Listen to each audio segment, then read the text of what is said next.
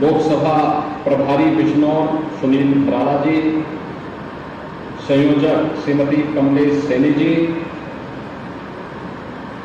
हमारे माननीय विधायकगण श्रीमती सुची चौधरी जी, अशोक राणा जी, प्रदेश सरकार में मेरे सहयोगी मंत्री श्री दिनेश खटीक जी, एमएलसी श्रीमती वंदना वर्मा जी, जिला पंचायत अध्यक्ष श्री साकेंद्र प्रताप सिंह जी, जिला पंचायत अध्यक्ष श्री देवपाल निर्वाल जी, नगर पालिका की अध्यक्ष बिजनौर श्रीमती इंदिरा सिंह जी। आज के इस कार्यक्रम में हम यहां पर जिन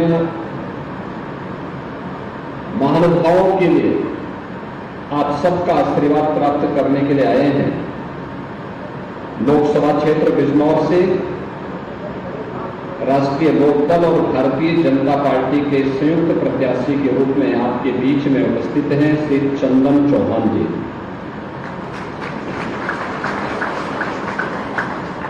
इस बार उनके माथे पे चंदन जरूर लगना चाहिए।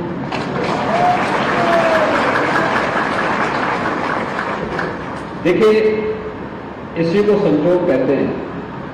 उनके पिताजी भी भारतीय जनता पार्टी और राष्ट्रीय लोकदल के ही गठबंधन से चुनाव जीत करके यहां से गए और मैं विश्वास के साथ कह सकता हूं, जैसे ही चंदन चौहान का नाम घोषित हुआ तो मैंने कहा देखो ये सीट हमारी 100% श्योर हो गई। और ऐसे ही लोकदल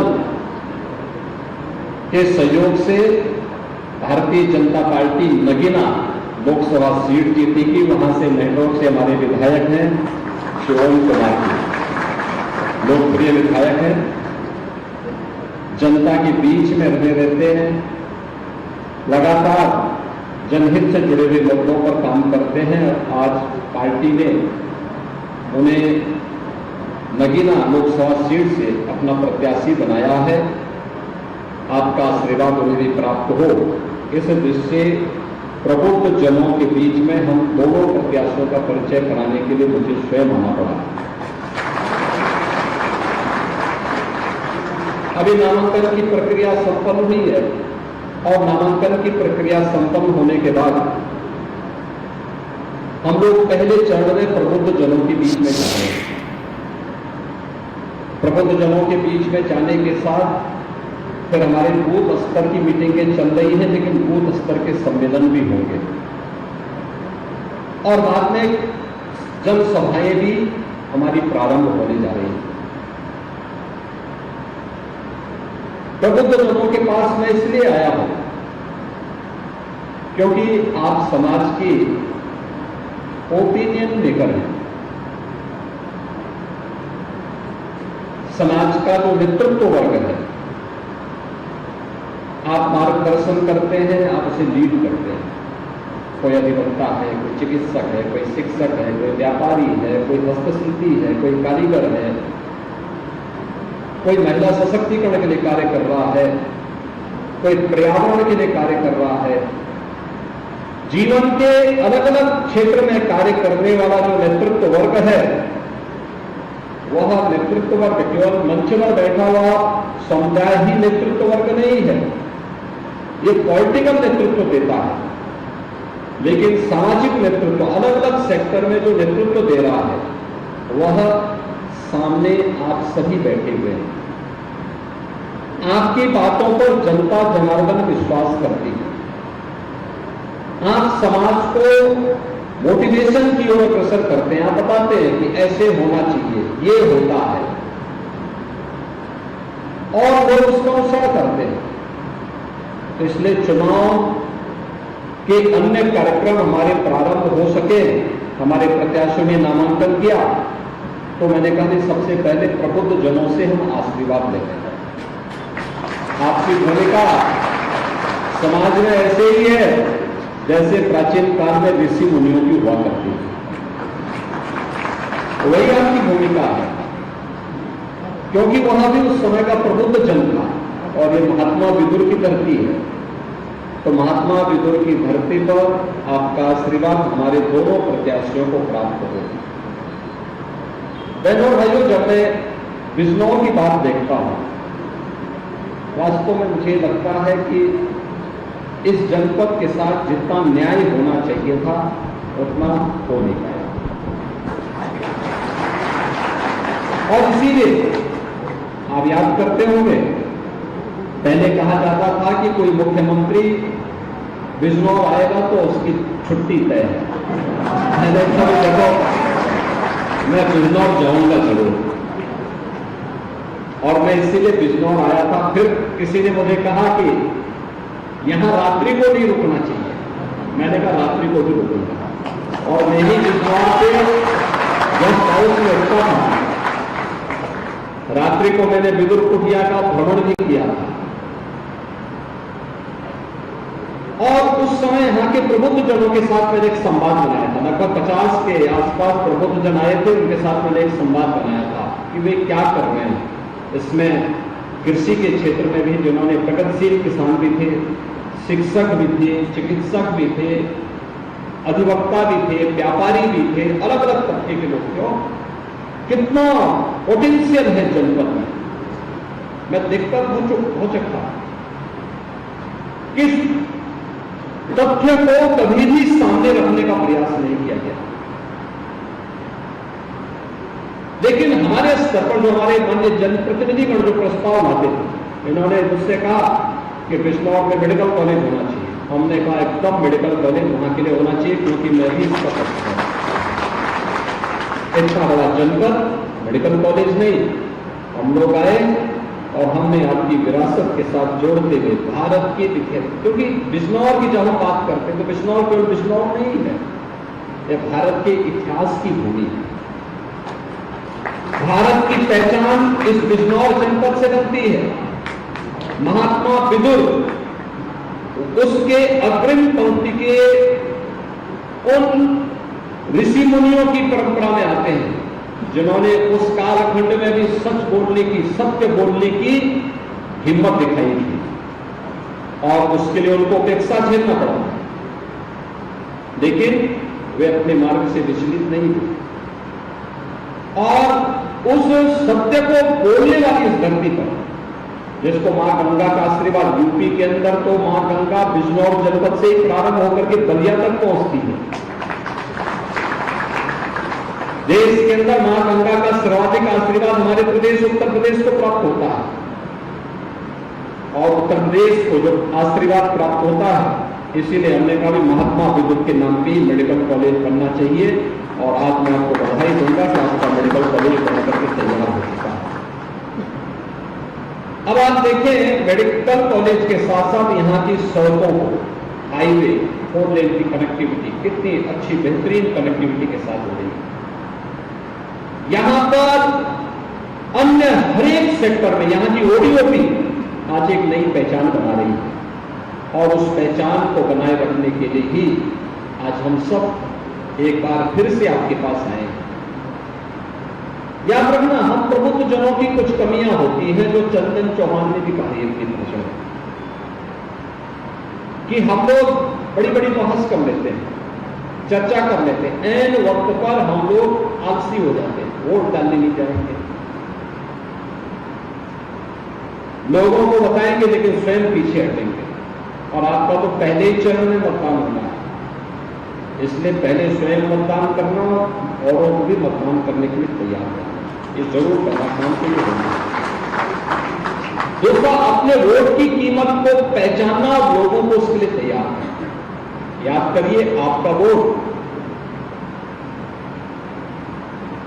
अन्य लोगों के साथ में जाता था,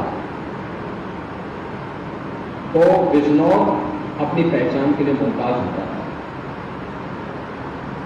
आपका वोट सही दिशा में गया तो विरासत भी और विकास का भी एक बेहतरीन उदाहरण महात्मा विदुर मेडिकल कॉलेज के रूप में बिजनौर वासियों को प्राप्त हो गया।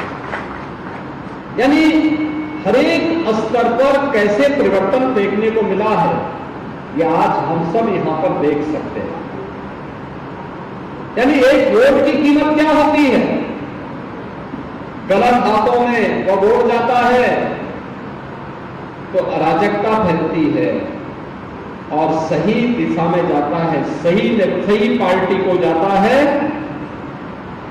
तो वह देश को एक नई ऊंचाई की ओर लेकर के आपकी आस्था का सम्मान कर देता है। आप मुझे बताइए कि अगर मोदी जी के नेतृत्व में सरकार नहीं होती और केंद्र और राज्य में सरकार नहीं होती तो क्या अयोध्या में रामलला का भव्य मंदिर का निर्माण हो पाया होता? क्या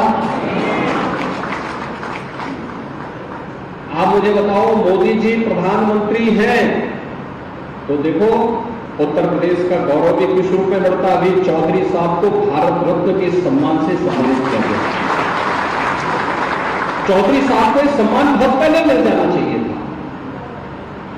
बहुत पहले मिल जाना चाहिए था। भारत की नब्ज को अगर भारत के किसी राजनेता ने उस कालखंड में सही तरीके से पहचाना था तो वह नाम था चौधरी चरण सिंह जी का, जिन्होंने कहा था कि भारत की प्रगति का मार्ग देश के खेतों और खलिहानों से होकर के जाता है। अन्नदाता किसान, जिस देश में 70 से लेकर 75% आबादी खेती बाड़ी पर निर्भर करती हो, वो किसान सरकार के एजेंडे का हिस्सा नहीं था। और पहली बार हुआ कि प्रधानमंत्री मोदी जी ने चौधरी साहब के सपने को साकार करने के लिए अपने एजेंडे का हिस्सा, शासन के एजेंडे का हिस्सा अन्नदाता किसानों को बनाया।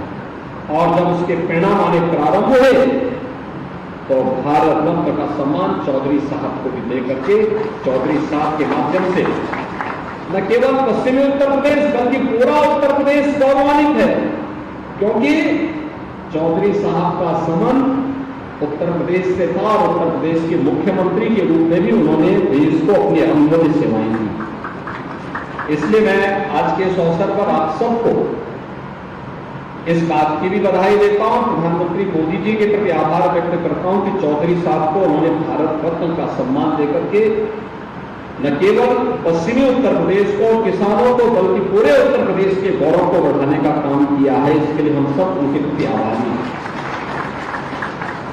मैं तो कह रहा था कि एक वोट प्रदेश को और देश को अराजकता की ओर भी ले जाता है जब गलत हाथों में जाता है, लेकिन जब सही पार्टी को जाता है तो वही वोट देश की तकदीर और तस्वीर को बदल कर रख देता है। क्या हालत थी 2014 के पहले देश की? कहां जा रहा था ये देश? अविश्वास था। देश की सीमाएं असुरक्षित थी। दुनिया के अंदर भारत की छवि बहुत खराब थी। भारत के पासपोर्ट की कोई कीमत नहीं रह गई थी। विकास के कार्य ठप से पड़ गए थे। कॉमनवेल्थ गेम्स दिल्ली में हुआ था और गेम्स संपन्न हो गए, तब तक कार्य पूरे नहीं हो पाए थे। व्यापक भ्रष्टाचार फैला था और उस समय किस किस प्रकार की जांचें बैठी थी, कौन नहीं जानता इन बातों को।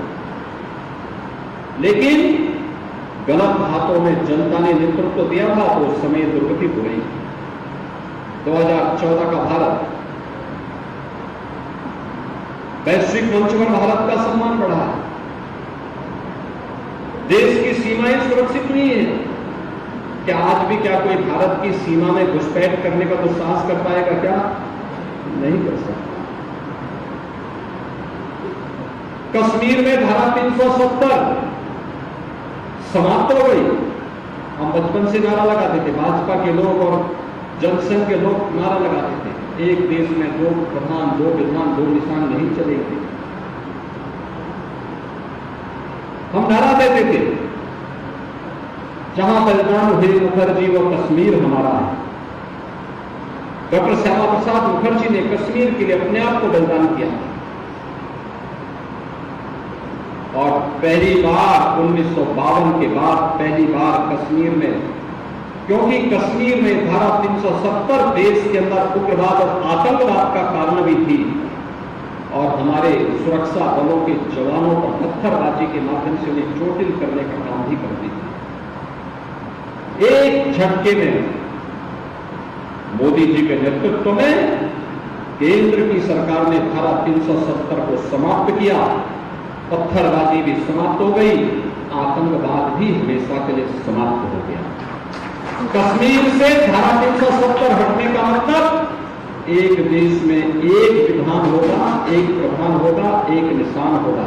एक प्रधान एक निशान का भाव जिस प्रभावी ढंग से देश के अंदर लागू हुआ है, आज हम सबके सामने है। आराम से बैठोगे, कोई बात नहीं। अरे अच्छा है आप चुनाव नहीं लड़ रहे हैं, ये तो कुर्सी चुनाव लड़ते समय कुर्सी होगी तो लोग बड़ी बात करते हैं। लेकिन धारा 370 समाप्त हो गई, अयोध्या में आस्था का सम्मान हो गया, गलत हाथों में उड़ जाता है तो कर्फ्यू लगता है, और सही हाथों में जाता है तो कावड़ यात्रा भी निकलती है।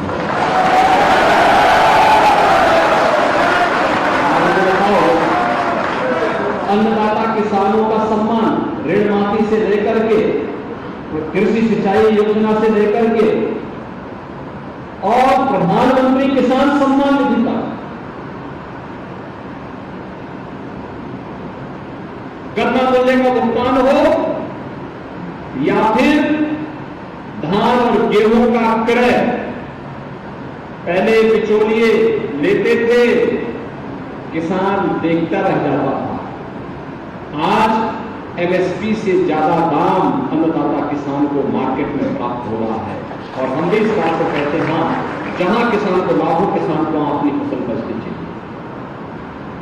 यानी सही दिशा में सरकार चलती है। एक वोट देश के विकास को रुक भी कर सकती है, आतंकवाद और अलगाववाद को बढ़ाती ही है, और वोट सही हाथों में जाता है, देश की तस्वीर और तकदीर को भी बदल करके रख देता है।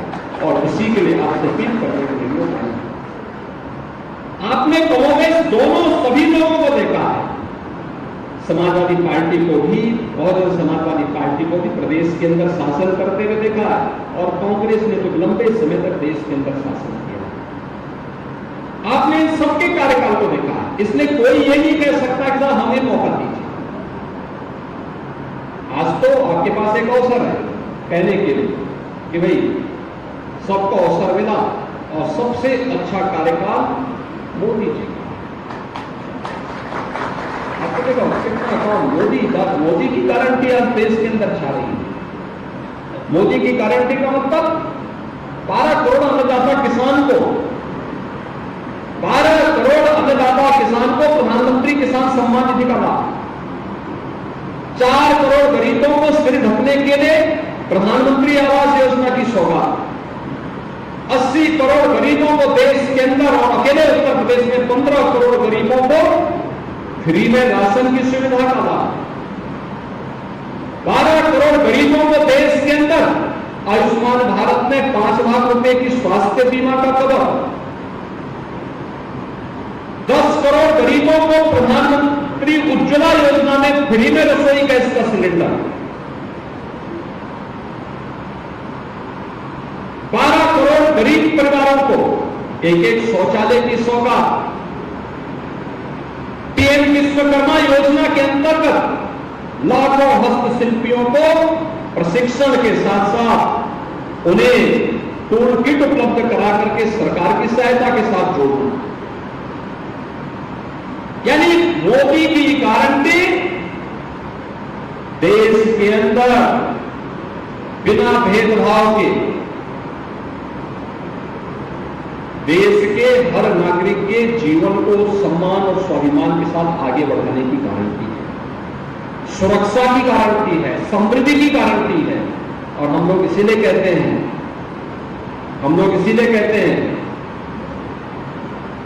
कि मोदी जी के लिए देश प्रथम है। कुछ लोगों के लिए अपना परिवार महत्वपूर्ण होगा, लेकिन मोदी जी के लिए 140 करोड़ का भारत ही उनका परिवार है।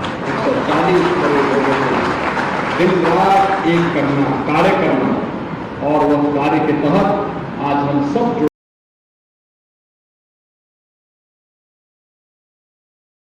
जुड़ करके इस अभियान के साथ जुड़े हुए हैं। और इसी ने मैं सबसे अपील करने को आया कि यह बात समाज को बताने की आवश्यकता है। प्रदेश हो या देश, लोग वही थे, देश वही है, प्रदेश वही है, केवल सरकार बदली और कार्यशैली बदली। आज आप देख रहे होंगे, आज यूपी में कर्फ्यू भी नहीं है, दंगा भी नहीं है। आज यूपी में बेटी और व्यापारी दोनों सुरक्षित है। पर्व और त्योहार शांतिपूर्ण तरीके से मनाए जा रहे हैं, कहीं कोई अराजकता नहीं है।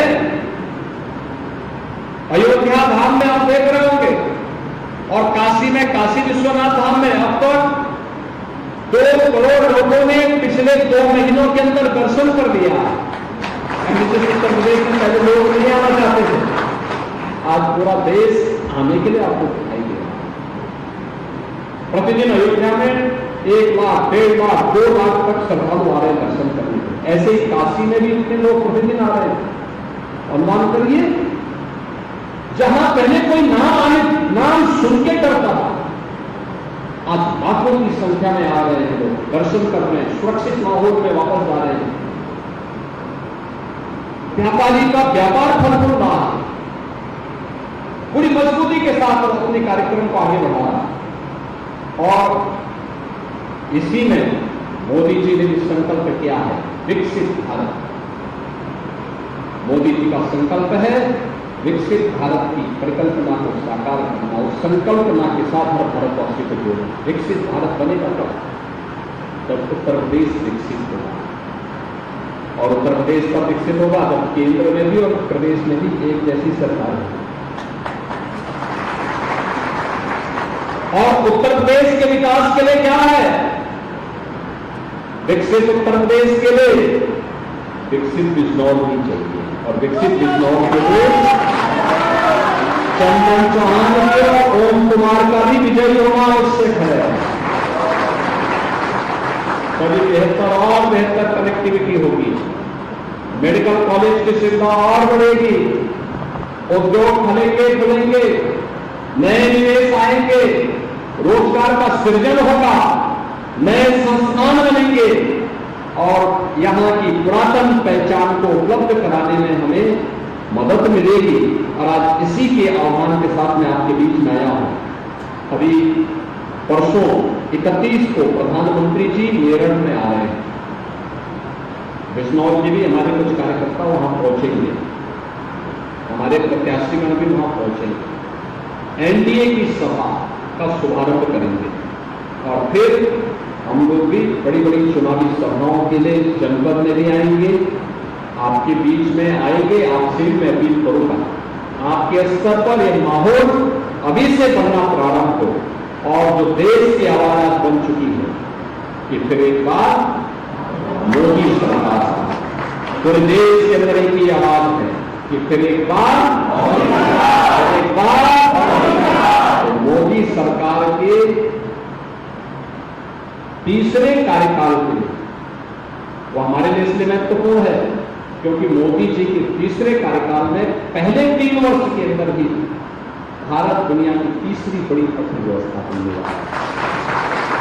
भारत का दुनिया की तीसरी बड़ी अर्थव्यवस्था के रूप में स्थापित होने का मतलब हर एक नागरिक के जीवन में व्यापक परिवर्तन, उसकी प्रति व्यक्ति आय में वृद्धि, सुविधाओं में बढ़ोतरी होगी, गरीब कल्याणकारी योजनाएं और तीव्र गति से आगे बढ़ेंगी, व्यापारी का व्यापार खुलेगा, नौजवान के लिए आजीविका के नए अवसर आएंगे, सुरक्षा का और भी बेहतर वातावरण देश के अंदर पैदा होगा। इस विश्वास के साथ आज मैं यहां पर श्री चंदन चौहान जी को और ओम कुमार जी को उनके पूरे अभियान के लिए अपनी शुभकामना देता हूं। आपका आशीर्वाद उनको जोरदार और विश्वास व्यक्त करता हूं कि जो टीम भारतीय जनता पार्टी और लोकदल ने बनाई है, जयंत जी के साथ भी हमारे पदाधिकारियों की बैठक हुई है। एक संयुक्त टीम बना करके ये मान करके चलना होगा कि बिजनौर लोकसभा सीट में हर एक भाजपा के कार्यकर्ता को, लोकदल के कार्यकर्ता को चंदन चौहान बनना पड़ेगा और नगीना में भाजपा लोकदल के हर कार्यकर्ता को ओम कुमार बनना पड़ेगा। और इसके लिए आह्वान करने के लिए आए हैं। चुनावी सभाएं संयुक्त रूप से होंगी, संयुक्त कार्यक्रम होंगे और संयुक्त अभियान चल करके हमें विजयश्री का वर्ण करना है। मोदी जी को तीसरे कार्यकाल के लिए 80 की 80 सीटें प्रदान करनी है। इस विश्वास के साथ मैं आज के अवसर पर अपने दोनों प्रत्याशियों के प्रति अपनी शुभकामना देता हूं। आप सबका हृदय से अभिनंदन करते हुए अपनी वाणी को विराम देता हूं। आप सब मेरे साथ बोलेंगे, भारत माता की जय।